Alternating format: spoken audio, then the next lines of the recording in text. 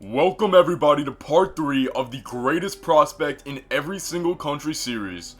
I mean, you guys know the drill. 15 countries, 15 fighters, let's get into it. And of course, once again, I do these videos for free. I'm never going to put them behind a paywall, so I just appreciate it if you could like, comment is very important, share, subscribe, do what you need to do. Let's not waste any time. We're going to start off with Cameroon. And the representative for Cameroon is the 5-0 undefeated lightweight Ayinda Octave. Now, admittedly, Mr. Ayinda, who is the man with the red gloves, getting suplexed right now, but he scrambles out of it, which is really nice. A little bit rough around the edges. He's still kind of developing strong fundamentals. There is a lot that Ayinda needs to work on still, but he has shown very, very good ground and pound that I'm going to show now. And interestingly enough, I think that performance and some of his earlier performances had to do with the weight. He was fighting at 185 pounds. My man is 5'7". He is a lightweight. He could probably even go down a little bit less than lightweight. But he looks very, very good from top control. Looks very, very good. I mean, those elbows and that ground and pound is just generally vicious. At lightweight, he seems to be making a pretty good name for himself. And in his last fight, which you're watching right now, he looks way better than he did in his previous bouts. So rapid improvements are very, very true when it comes to Ayinda Octave, and rapid improvements are needed because, you know, he's 5-0 undefeated, and that jump up in competition is going to happen sooner than later. Now, compared to a lot of other countries on the list, Canada's MMA scene is gargantuan, but finding a number 1 prospect is relatively easy. I'm of course talking about the 7-0 undefeated bantamweight at just 26 years old, Cody Chovancek. Now, I first watched Cody last year and I thought his grappling looked good. I go through all his other fights for this video. It's his striking. He's a striker. His Muay Thai is nasty. The style that he strikes with is so great. Remember that Alex Pereira versus Strickland KO? Look at that! I'm gonna slow that down for you. I want you to look at that more slow. So we start off the exchange. Cody gets ready to come forward, right? His opponent's about to throw, so he feints the left jab. Feints the left jab, comes over with the overhand right. His opponent dodges, so he holds onto the arm, buckles it, and it's a nasty left hook. And look at that, another right on the way down, catches his head. That was a beautiful knockout by Cody Chovancek, but what I really was impressed by was his latest fight against Gage Gill. I've been looking at Gage Gill as a highly touted prospect for a while now. I thought he was a very good American fighter. Cody styled on him with the Muay Thai. Got it to the ground. He fought over 5 rounds, by the way. Right, this is like the 22nd minute into the fight. He freaking gets it to the ground, snatches up a calf slicer on the American wrestler. This guy has been proven. He's gritty, he's tough, his striking's nasty, his submission game is great. Dana White Contender Series, UFC, I think it's about time to give Cody Chovancek a call. Now, to represent the Central African Republic is Saint Cyr Monzale. With a 2-1 record, nicknamed Comoros because of his grappling prowess, he carries an entire nation on his back, being the lone fighter from the Central African Republic. Now, it's very hard to find footage on Saint Cyr Monzale, but I will say his grappling does look like it's developing really nice. He started off fighting in Belgium, then fighting in France. He's making his way across Europe. Let's see what the future holds for Saint Cyr Monzale. Now, unfortunately, the country of Chad does not have a prospect. So from Africa to Asia, we're gonna bring it from No Chill MMA to On the Liver. Hey, what's up? It's On the Liver MMA, and listen, I have a prospect from China for you. Now, look, you might be wondering, oh, aren't you from the US? Shh, I'm 50% Chinese. It still counts. While I might not have a citizenship, I have a Chinese heart. And my camera froze. Don't keep that. But anyway, the prospect that I have in mind for you guys is a guy by the name of Nartai Kezibai.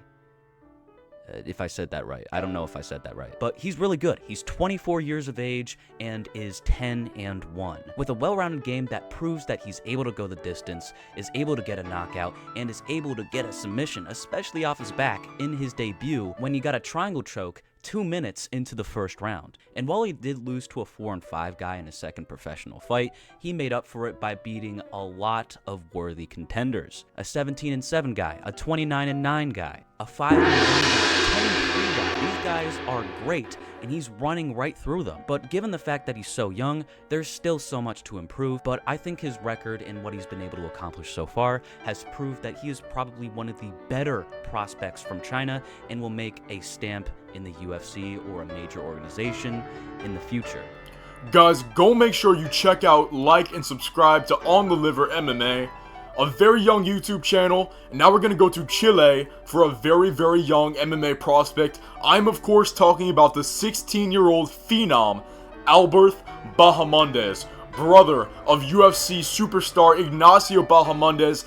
Alberth Bahamondes makes what Raul Rosas Jr. did on his come-up look absolutely amateur. My guy is 6'2" at lightweight, 5-0, finishing every single opponent, and just won his first ever regional title with a nasty armbar. There are some fully grown men that commit to MMA and will never get as good as Alberth Bahamondes already is. He has homework. He can't even focus on MMA full time. He literally has homework. He's gonna be about 6'4" by the time he stops growing. This kid is a phenom.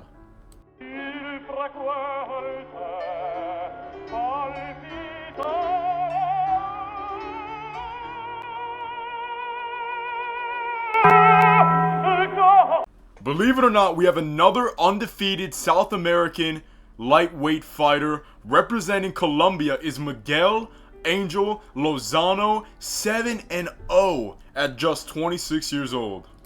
Let's take a look at Mr. Lozano's last fight. This is what I like. He has very sharp straights and jabs. And as you can see, his Georgian opponent constantly pressed the wrestling. But he actually showed really, he gets airborne there. Somehow he defends a takedown. A very good takedown defense, which is very important for a striker to have. He's going to separate here. Okay, knee up the middle. Okay, now he's going to separate. Stays at range. You can see another takedown attempt. This guy's trying to be Marab. He ain't no Marab. So Angel Lozano gets on top. Gets up. This guy was not a threat to him on the ground even. Couldn't latch up a submission. He lets the referee stand him back up. And then he's about to plant him with a really big shot. You can see that body kick there, staying long. And his opponent's not moving too much, a little bit stationary, and he's about to get punished with a straight right in about 1 second. As you can see right here, brutality from Miguel Angel Lozano. I like this guy. Colombia, you got a prospect. No prospect for Comoros, so we're gonna go to the Congo for Eliezer Kubanza. Kubanza is a 7-0 welterweight with all but one win, ending in knockout. First off, immensely powerful. You can see it right there. This guy's got knockouts for days. This dude's one of my new favorite fighters. He is a slaughterer. He is a slaughterer, and he knows how to place his power shots. That is brutal. That is brutal. That is so brutal. He must have felt bad. He must have felt bad because he takes it so easy on this guy. This guy made me... I'll show you another clip of this guy making me laugh, but he's like, referee, do you want to stop it? Do you want to stop it? Okay, I'll hit him another... Eliezer has future star written all over him. This made me laugh so much. I'll let you guys listen in. I won't interrupt.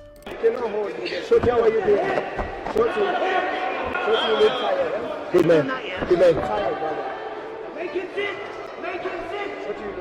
Shorty, you're not doing anything. Do something, Shorty. You're breathing heavy, Shorty. Shorty, you're tired. 1 minute left. You know you can't do it. Yeah. Shorty, and still, Shorty, you're not gonna win, right? We love you, Shorty, but you're not gonna win. So he has his back taken. He's going, Shorty, we love you. Shorty, we love you, Shorty. How are you doing, Shorty? We love you, Shorty, but you are not going to win. And this guy's got crazy knockout power. His last fight in Brave, check it out, absolute war. He won. 7-0. This guy is so damn good. I cannot wait for his next fight. I gotta tune into some more Brave cards. Now they got Mokaev, they got this guy coming up, and he speaks English too. This guy has future star written all over him. I mean, I don't know if he's gonna stay in Brave, go to the UFC. Whatever's next for Eliezer, I am looking forward to it. Out of Costa Rica, we have Andre Barquero, a 10-2 bantamweight with 9 finishes, just a single win by decision. I went into this fight footage with the preemptive thought that this guy's just another BJJ player, right? But I was so wrong. He's very aggressive with his grappling, and he plays it very smart too. Look at his striking defense. He's not going to get hit with the single shot. The way that he extends and he breaks away anytime his opponent comes forward to do a striking exchange is very impressive to me. And he keeps his opponent guessing. You know, his opponent's going to be guessing, when is the next shot coming? When is the next shot coming? He's not just spamming takedowns. He's never going to get caught with the knee coming in. Look at that, spinning back kick to the body. You know, now his opponent's worried about the striking and then he shoots. And a lot of people may not like his wrestling style, but I think it's really good. He's a little bit more methodical. And he's a grinder. And that works. That works really well. He's not always about short bursts of energy. Look, he sinks in that single leg, his opponent gets up, he doesn't give up on it, right? He stays low, he stays really low, he doesn't give up, you know, he's trying to break down the base, kneeing the leg of his opponent. Barquero stays with the single leg, he's not going to get it. I'll tell you right now, he's not going to get the single leg. You're going to see something else happen. I think it's very impressive the way that he just breaks this guy down methodically. It's not the most fast-paced stuff ever, but I think it's very, very impressive. As you can see, he's eating some elbows. So he uses the ankle, right? Extends it in the air, uses it to try to get a takedown. It's ineffective, right? You can say, okay, well, the takedowns aren't effective, but this style of grappling is actually really effective because it breaks your opponent down. So he gets back control, cinches up his first leg, cinches up the second one, using the cage to bounce off of it, not toes in the cage, just, well, maybe a little bit, but, you know, tried to be legal there, bounced off the cage, sinks it up, and the last guy you want underneath your chin is Barquero, because once he gets that rear naked choke grip, I mean, 9 opponents have been finished so far, you're most likely gonna get finished like that. Barquero is up right now. I like this kid a lot. I think his jiu-jitsu and his grappling style is really good. He's finishing everybody for a reason. And, you know, 10-2, he's kind of just on the path to get like a big opportunity sooner than later. Next up is Cote d'Ivoire with their undefeated 5-0 bantamweight Youssouf Binate. Because he's just 5-0 and he gets his opponents out of there so quickly, it's hard to even analyze him as a striker. He's an absolute vicious machine who throws a ton of punches, a true axe murderer. He really digs that knee up the middle, getting you up against the cage. He loves to blast you with the straight. He's done this multiple times. It's a straight up against the cage. He unloads. He likes to throw knees, and he just like eviscerates his opponents. That's the only way I could describe him. He's an eviscerator. He's had a lot of trouble getting a fight this year. He's injured right now. I'm praying that he recovers well, you know, heals up, because he has a ton of potential at just 5-0. To represent Croatia is a 7-0 middleweight Danny Barber. As you can see right from the start, Barber is a very intense guy. Also, his opponent's listed at 5'10", I call cap. Or maybe Barber is like 6'4.5" or something like that, because he looks way bigger than that dude. I love this opening exchange. You can see a nice bicycle knee attempt from Barber. But it's a little bit after that where we see the real damage get done. Measuring the shorter foe who connects. You can see a beautiful front kick absolutely knock Spahovic silly. Barber has some great power, fantastic striking. This fight was something, man. The referee just let this kind of happen. He didn't like Spahovic, I guess, because this is just fucking mean, dude. Barber just, I mean, I don't even know how many shots this is, but yeah, it just goes on. It just keeps going. To the death, this fight was. Let's take a look at another Barber highlight, because this is just getting grotesque. This is what separates Danny Barber from a lot of other prospects. He has faced resistance, and he's overcame it. His arm is pretty much twisting off. That's him on bottom, right? He almost got Comoros. He broke out of it. Now this guy on top, a very tough opponent, is just going to kind of beat the crap out of him, as you're going to see. Babir is not going to give up, though. He's not going to give up. Right? His opponent's landing these short elbows. He's cutting. Oh, it's so nasty. Cutting Babir open. I mean, jeez, man. That is some nasty shit. What is Babir going to do? He scrambles out of it, gets into his opponent's guard, adjusts. He doesn't even take time to recover. Doesn't even need the time to breathe. Well, maybe just a second. But he's thinking about what he's going to do next, right? He's about to post up, and his opponent is stuck in guard right now. He can't butterfly, can't escape. He's holding him in a tight guard. The very quick thinking of Daniel Babir, he sees an opportunity for some elbows. Look at the way he positions his arm. He positions his arm for these elbows in a way where his opponent can't do anything about it. Do you see the way it is kind of under the forearm of the other guy? Absolutely smashes his head in, caves his skull up against the ground with some nasty elbows. That's what separates a prospect from an elite prospect. Daniel Babir of Croatia is an elite 7-0 middleweight. Now, a 9-1 welterweight is Ernesto Starboy Rodriguez representing Cuba. I've already covered him on the channel, right? But he has had one fight since I made that video, so let's see what he's been up to.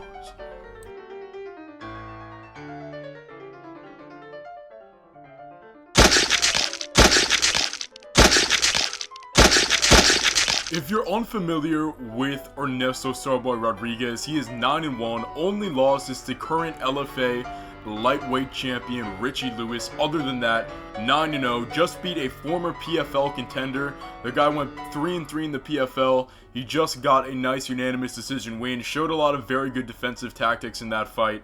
Yeah, Ernesto Starboy Rodriguez, I mean, he's been here and he's been ready to be signed to a major organization. Let's get that done, please. To represent Cyprus is the 7-1 welterweight Simeon Karslidis. This judoka has all wins by finish. Now, Simeon is very, very reliant on his judo, and that's okay. He has very good judo. You can see him easily take the back. He has a nice squeeze. He is more of a one type of fold fighter. He's very heavily reliant on the judo, but he's trying to add new elements to his game. He competed in a kickboxing match. He did not get his hand raised, right? But he still is a very good prospect, and Cyprus has a pretty good judoka on the rise right now. Let's see what it could do against higher level competition. To represent Czechoslovakia is the 9-2 middleweight Octagon's Marek Mazuch. This guy started off 1-2 in Octagon. Octagon is a promotion, not in the Octagon. He's 9-2 overall. Started off 1-2 in Octagon, now on a 3-fight knockout streak. This is an absolute wild man. A scary knockout. Genuinely a scary knockout. This guy is very powerful. Obviously, he needs some technique on his shots, man. He needs to snipe a little bit, become a little bit more technical, because that wild brawling kind of style, it works, but only for so long. That's Marek Mazuch, though. Absolute knockout, powerful machine. Now for Denmark, and I'm not even going to show any footage for this fighter, but for Denmark, it is Soren the True Viking Bak. And he's kind of in a limbo right now. It seems like he's thinking about getting back in the Octagon. It really does. It seems like his return, I mean, it has to be imminent. It just has to happen. This guy's win streak is just like, it's insane. It's insane. In his last 5 wins, he beat Bobby Lee, Morgan Charrier, and Paddy Pimblett. Cage Warriors champion, went to Bellator, undefeated in Bellator. I don't know the full story of what's taking so long, but it does seem like, I don't think he's done yet. We might just give you a different prospect from Denmark to open up the next part, but you know, we have to talk about Soren Bak. 16-1, one of the most talented what-ifs in MMA history. Beat Paddy Pimblett, Morgan Charrier back to back. Look how talented those guys are. Only loss was back in 2016. Let's not give up hope on Soren Bak. Okay, that was it for this video. I hope you guys enjoyed. We are going to be back probably later this year, maybe January, for the other parts of this series. I'm so looking forward to doing more collaborations. I'm so looking forward to learning more about these prospects, starting to interview fighters. It's going to be a very good year for No Chill MMA. And yeah, I love making these videos for you guys. I'll be back sooner than later. Have a happy holidays. Have a Merry Christmas. Much love. Have a lovely day with your families. Looking forward to seeing you guys whenever I do return.